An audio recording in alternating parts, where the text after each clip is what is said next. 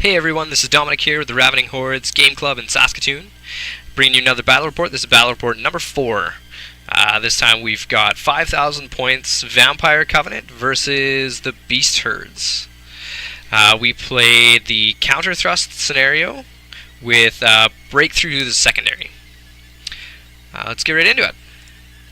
So here's a look at the table before deployment. We had a forest down here, we had a piece of impassable field, another forest, a hill in the center, there's a piece of impassable, and then another forest on this side. The beast herds chose this side, and I let them deploy a unit first. Here's a quick pick of my spells on my vampire. Use an Adept of Occultism there, and then I've got another Adept that has got evocation. He's a vampire as well. For the beast herds, they got all the totems, and then they got a master of evocation. Those are their spells, real quick. So right into deployment. What ended up happening on my left flank, I have varkolak, bat swarms. I've got vampire spawn, and another unit of bat swarms right beside, followed by the ghoul brick with the vampire general, a banshee. We've got Barrow Guard with halberds with a Barrow King in there as well, and then we got a big unit of zombies, another bat swarm, and some vampire knights with the vampire Courtier in there. For the beast herds, let's see if I get this right. They had centaurs with lances. There are, I always forget what the new name is. The Gores, either way. Minotaurs with a Minotaur Lord back there. Gortak. More of the, are they Wildhorns, I guess? Yeah, Wildhorns. And then right beside them, they're the Longhorns. He had his wizard in this unit as well, and then his free forest went down here. Right over to this side, he's got some piggies, and then he's got some mongrel raiders, I guess, over here, and another unit of centaurs with lances. After a little bit, I ended up just deploying with the intention of taking second turn and won the roll. So beast herds got the first turn. I did vanguard the varkolak up to the far flank, leaving a charge, but it's pretty far for them. So into beast herds turn 1. These guys did declare this charge against here and failed. Elsewhere, beast herds just move up pretty fast across the table here. Into the magic phase, I tried to cast the Blackwing totem on the Minotaurs here. I dispelled it the first time, and they cast it again, and I let that one go through. And then he tried a Touch of the Reaper. I tried to dispel it, but I failed the dispel roll on my Courtier, who's over down here. Rolls for the wounds, only got 1 through, so single wound on the Courtier. And then that was into Vampires turn 2. Kind of a quick pick. My turn 2, these guys charge here, and that's pretty much it for charges. He makes it in with ease. It was a pretty makeable charge at that point. Elsewhere, I start to move up in anticipation. I move up the bat swarms to kind of chaff up here. I started moving these guys kind of sideways. These guys kind of turned a bit. Didn't really do too terribly much, just kind of holding that stuff where they are. The spawn moved up pretty fast. Right there, just kind of moved the Barrow Guard up just a little bit. And moved the bat swarms up here. These guys actually moved backwards in the forest a bit. I figured, I got some chaff here, I'll throw something under the bus and then wait for my time to get them whenever they can get a good charge. My magic phase, I raised a unit of zombies back here, and I don't think too much else. I think I tried to cast some other spells, but it was dispelled at that point. This guy runs in, kills 4. He does cause a single wound back to me. I test to restrain and pass this time. As you find out later in the game, I fail a lot of my restrain pursuit rolls. But anyway, he rolls his vampiric, gains his wound back, and just pivots to face kind of this side. So into Beast Herds turn 2, the Mongrel Raiders, they decide to charge the flank of that zombie unit, which I completely missed when I put them there. It's kind of silly on my part. So they charge, make it. The Gortak charges out against these bats. Easy enough, he makes it. Yeah, they made it. Elsewhere, he kind of held his position. I think he backed up with these centaurs, and everything else kind of just stayed in place. The general did come up here a bit, though. In combat, he actually, I think magic did a little bit of something. Yeah,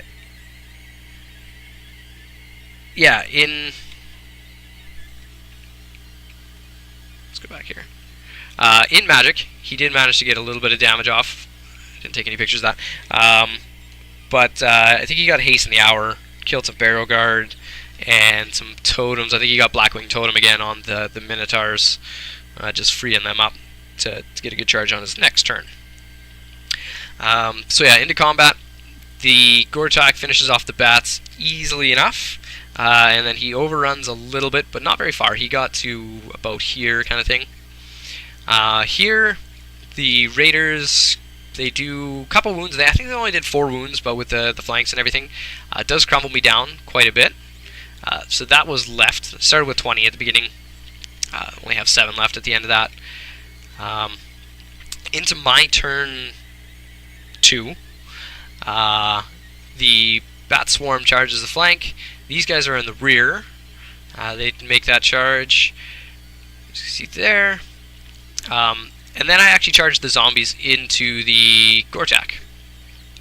Again, just holding these guys there and kind of holding there. I moved the Banshee around behind the rock just in case he wants to magic missile me. And I'm out of sight. The varkolak moved up behind the pigs, and we continued to chaff the pigs in the front.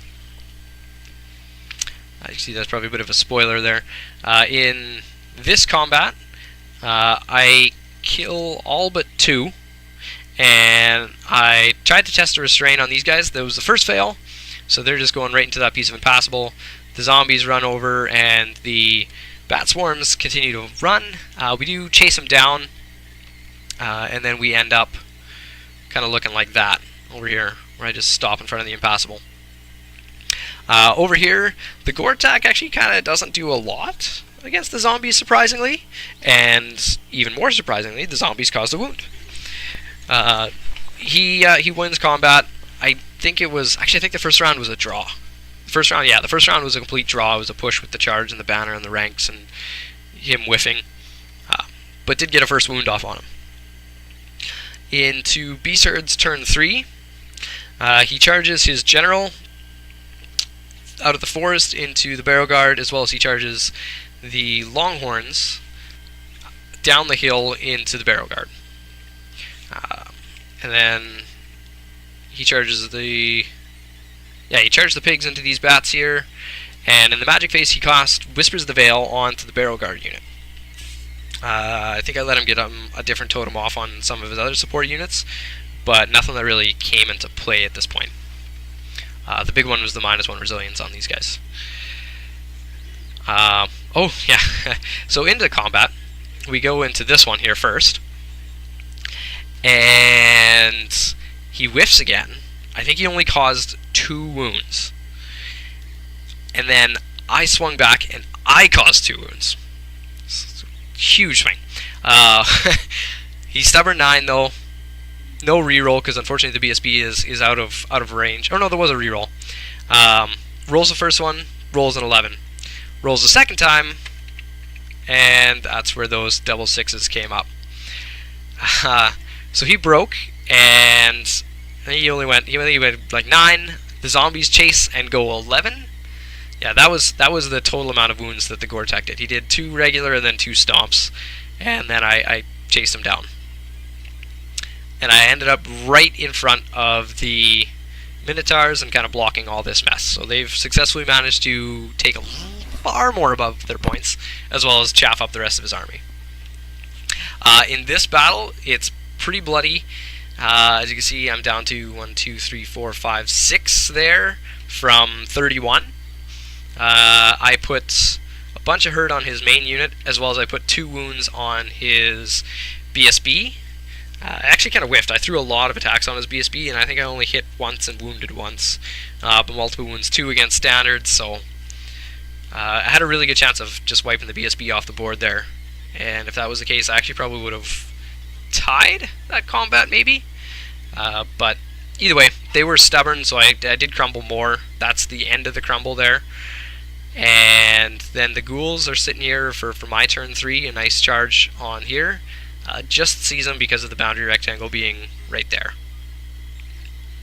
So yeah, you can see the reform after the end of combat there. That last rank wasn't in. So then my turn 4, the ghouls come into this flank. The varkolak comes into this flank.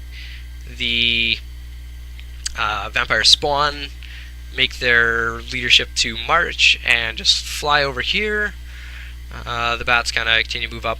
The one important thing with this one here, when these pigs charged in, so I forgot, on the beast herd's turn 3, these charged in, and they took them down to just 1 wound left on this bat swarm. So then I was like, no, that's fine. I can take that flank charge and cause some wounds and potentially win. So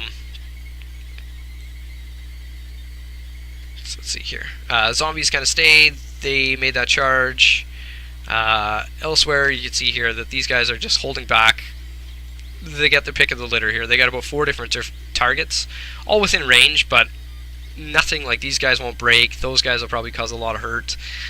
Those guys are a little far, and the Minotaurs actually were, or not the Minotaurs, the Centaurs.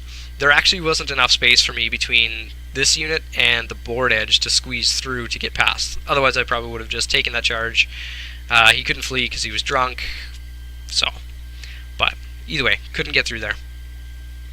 At the end of this combat here with the Barrow Guard, I managed to kill the BSB. He knocks me down to enough wounds. I did raise some wounds in the magic phase to get this unit back up a little bit. But the ghouls and the vampire go to town, kill a bunch.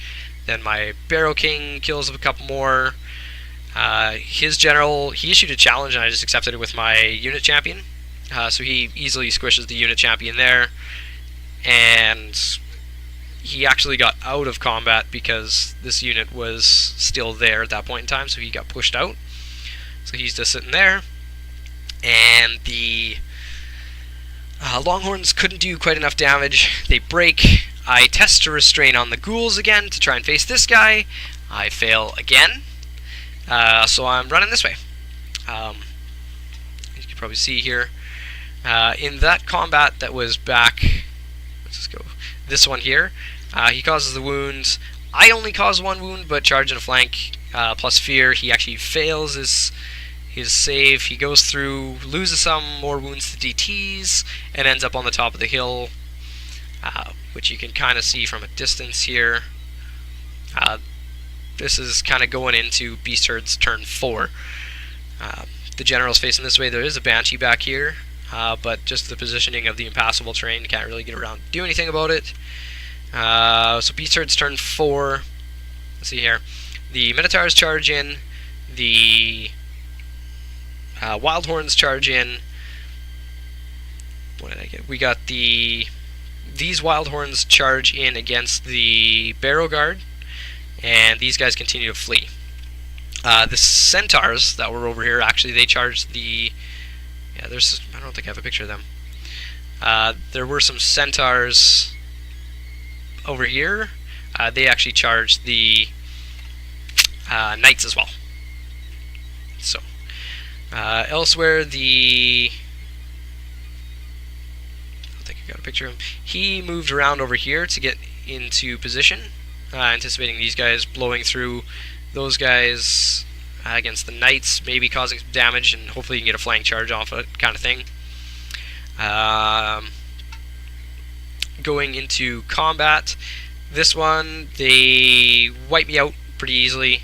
The Minotaurs overrun, which actually puts them quite a far ways over here, but it is going to be in the flank view now of the knights. In the knight combat versus the Centaurs, I wipe him out to a man before he even got to swing. And then in this one, that was fighting the last bit of that Barrow Guard unit, he wipes me out, and he goes to overrun to get past, and he rolls snake eyes. So some bad overrun positioning here for the beast herds, which gives these ghouls a very, very easy flank charge on them. There's the overrun from the zombies. These guys are kind of blocking the path. I think I skipped a couple pictures here. So what ended up happening on my turn 4... Yeah, my turn 4. I had pivoted just to make sure I was in the flank of these guys. I declared a charge, they flee. I roll my redirect and just barely pass it. So I charge into the flank of these guys here, and then the ghouls charge into the flank of the Wildhorns. Elsewhere, I continue to move up the rest of the army.